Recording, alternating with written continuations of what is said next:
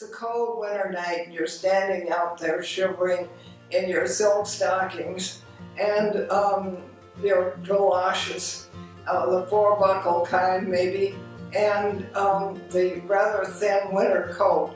And you see flashing, not flashing by, but rolling slowly in great dignity, the dining car. White linen tablecloths were perfectly done. The silver flashed. The glasses were all filled with, in those days, it would have been water. And to small town kids who weren't used to all this, it was the height of glamour. For 19th century Americans, the railroad was a connection with the greater world and a way to escape the small town and reach out and explore new places. For Northfield, it began on September 6, 1865, when the Minnesota Central Railway Company built into town from St. Paul. It was among the earliest railroad mileage constructed in the state, and it would soon extend south to Owatonna and east to Milwaukee. Northfield passengers took the 3.5-hour trip to visit and shop in the bustling city of St. Paul. By 1869, the railroad had become the Milwaukee and St. Paul Railway Company, and Northfield residents could ride an overnight passenger train, the Eastern Express, in Pullman sleeping cars all the way to Chicago. Depots, grain elevators, freight houses, coaling yards, livery stables, lumber yards, hotels, and stores followed in response to the railroad and the people and commerce it brought to town. Cans of milk from local dairies were delivered to the Twin Cities. Locally milled flour and lumber were sent to wider markets. As towns grew and prospered, the depot competed with the general store, the feed mill, the post office, and even the church as the center of town life. J.E. Schilling, a local farmer and active citizen, wrote, "The fact was that in the early days, when no ball games were played on Sundays and no theaters were open in the city on holidays, about the only excitement or entertainment here was to go over to the depot in the afternoon and see the trains come in and depart. It was said many times that a fairly good census of our population could be taken any Sunday afternoon at the depot." Residents gathered daily, often in the early evening before going home, to listen to the station master connecting with the world and to hear the latest political and business news from the East, and often the news of election campaigns.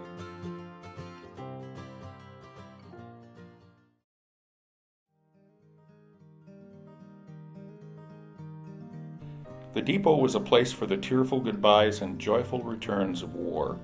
In 1898, college students, high school students, and community members departed Northfield to serve their country in the Spanish-American War. Near the Archer House, the body halted and waited until the squads from Carleton College and high school had joined them, for they also had recruit friends and were now seeing them off. The whole procession now marched to the depot, the St. Olaf Band all the while playing martial strains and patriotic pieces. It was a magnificent sight. At the depot, the largest crowd of people which had ever gathered on any occasion awaited them. In both World War I and World War II, troops left Northfield on trains to go to training centers around the country. The departures were sad and dramatic, and you could watch the train going out of sight and people waving from the windows, and finally the last of the train, and that was it for the next few years. It was repeated over and over again, but it's hard to distill the deep emotion that was experienced on all sides during those departures. On February 20th, 1941, the Northfield News reported, "The weatherman provided a chilly farewell for the 42 enlisted men and 4 attached officers as Tuesday opened with a 20 below zero reading on local thermometers. But there was warmth, and there were many tears in the farewell said by the hundreds of relatives and friends who gathered at the Milwaukee depot to say goodbye, good luck, and God be with you till we meet again to the departing soldiers."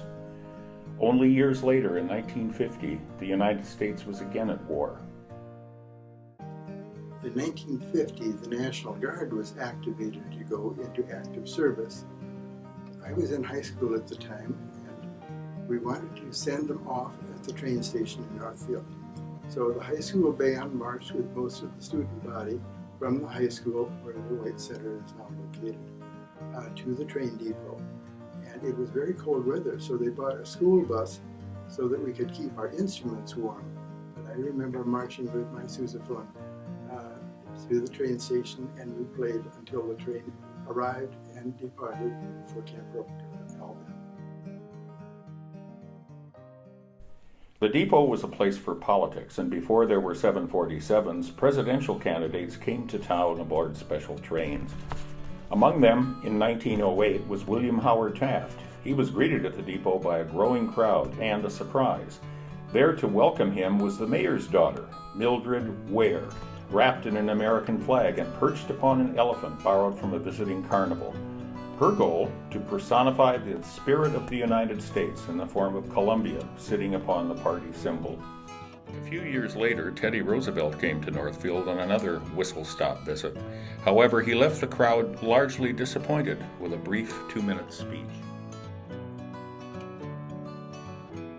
In 1952, Republican candidate Dwight D. Eisenhower arrived in Northfield on the train. Crowds gathered to meet the future president and his wife, Mamie, at the depot.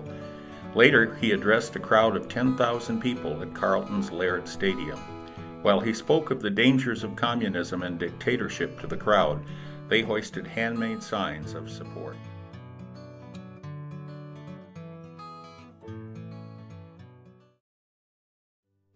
Although wars continued to be fought and new presidents elected, the setting for these events no longer connect us to the railroad.